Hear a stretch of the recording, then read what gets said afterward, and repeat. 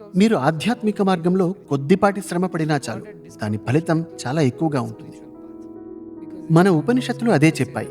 పరమాత్మ మన ప్రార్థనలకు సంతృప్తి చెందితే గొప్ప అనుగ్రహాన్ని కురిపిస్తాడు. చాలామంది తల్లిదండ్రులు తమ పిల్లలు ఇవన్నీ నేర్చుకుంటే సన్యాసులైపోతారేమోనని భయపడుతుంటారు. అప్పట్లో భాగవత సప్తాహాలు రాత్రి వేళల్లో రాత్రంతా భాగవతం పఠించడం, శ్రవణం చేయడం వంటివి చేస్తూ ఉండేవారు. ఓ యువకుడు భాగవతం అంటే చాలా ఆసక్తి చూపుతూ రాత్రుళ్ళు రోజు వెళ్ళి వింటూ ఉండేవాడు. ఆ కార్యక్రమానికి వెళ్తున్న ఆయన తల్లిదండ్రులు చాలా ఆందోళన చెందేవారు.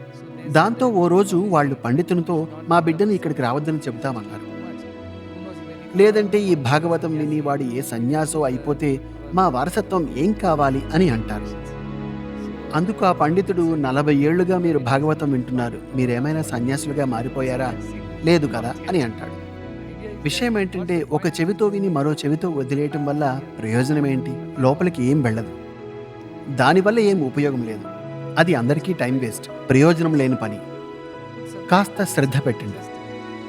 శ్రద్ధ చాలా ముఖ్యం. దాన్ని ఎలా పెంచుకోవాలి?